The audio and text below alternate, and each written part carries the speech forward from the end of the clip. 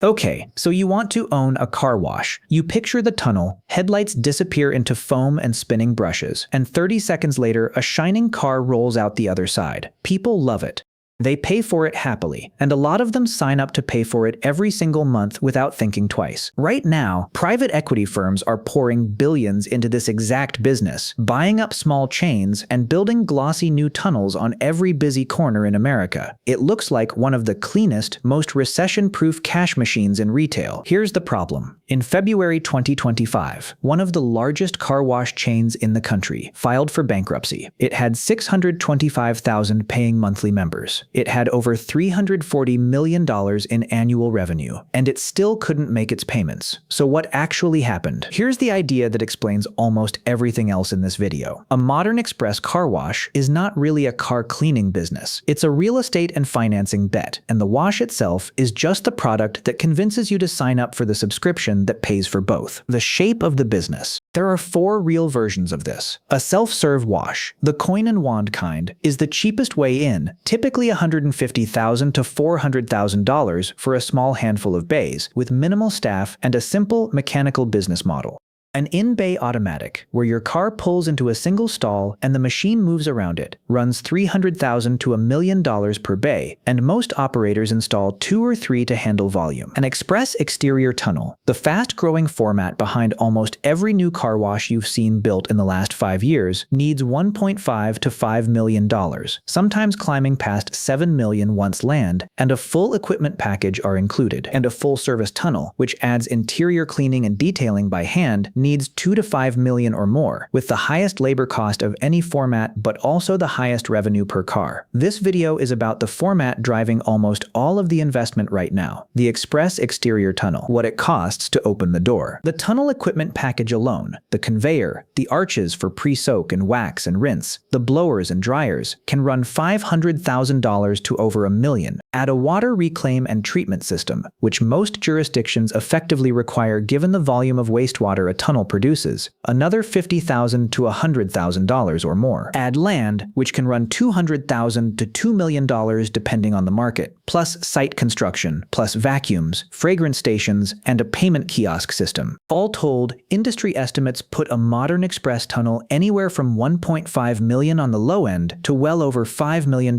once everything is accounted for, and some large West Coast projects have run past $10 million once land costs are included. This is not a business you start with savings and a small bank loan. From the very first day, it's a business built almost entirely on debt, the number that runs this whole business. The car wash industry in the US generates around $20 to $21 billion a year across roughly 60,000 businesses, and it's growing 3 to 6% annually as demand keeps shifting away from washing your car in the driveway toward paying someone else to do it. Average net profit margins across the industry sit around 14 to 15%, which sounds solid on its own. But operators and investors often talk about a very different number, operating margins of 40 to 65%, achievable with smart labor scheduling, water recycling, and a strong membership base. Those two numbers aren't contradicting each other. They're describing the same business before and after one massive expense, debt service on that multi-million-dollar tunnel. The wash itself is genuinely cheap to run. Chemicals cost only 40 to 65 cents per car, somewhere around 8 to 10% of the total cost basis. The gap between a 60% operating margin and a 15% net margin is almost entirely the loan payment on the building you just financed, the subscription that explains everything. Now here's the part of the business that actually keeps the lights on. A typical unlimited monthly membership, priced around $40, costs the business very little to fulfill and nets around $25 a month in pure profit per member, a margin north of 60% on the plan itself. Members visit 2 to 3 times more often than pay-per-visit customers, and membership programs generate 30 to 50% more revenue per customer than one-off washes ever would. Across the industry, members of unlimited plans are considered the top 20%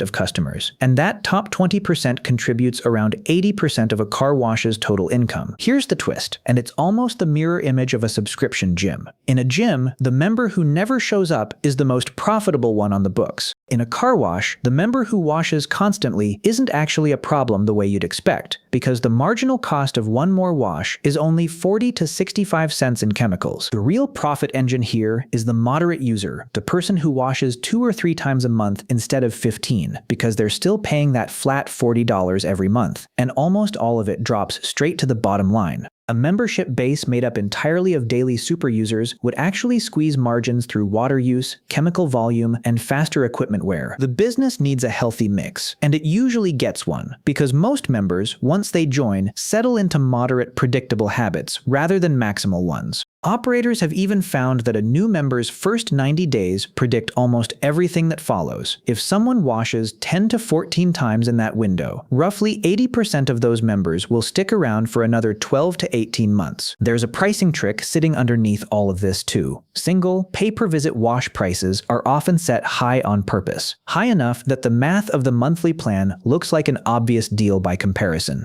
The retail customer paying full price for one wash is, in a quiet way, subsidizing the marketing pitch that pulls the next customer into a membership, where the debt comes in. This is where the story stops being about washing cars and starts being about financial engineering. A tunnel cost millions to build, and the cash flow it produces once it's full of subscribers looks genuinely attractive to institutional money. So private equity firms have spent the last decade buying up car wash chains and financing new locations with debt, often through sale-leaseback deals, selling the real estate out from under the wash and leasing it back to free up cash for the next acquisition. It works beautifully as long as interest rates stay low and membership growth stays fast. It stops working the moment either one changes, and recently, both did at once. The case that shows what happens at scale. Look at what happened to Zips Car Wash. Founded as a small regional chain, it grew through more than 40 acquisitions during the 2010s to 185 locations. In 2020, private equity firm Atlantic Street Capital bought a majority stake and kept expanding, pushing the company to 260 locations and $345 million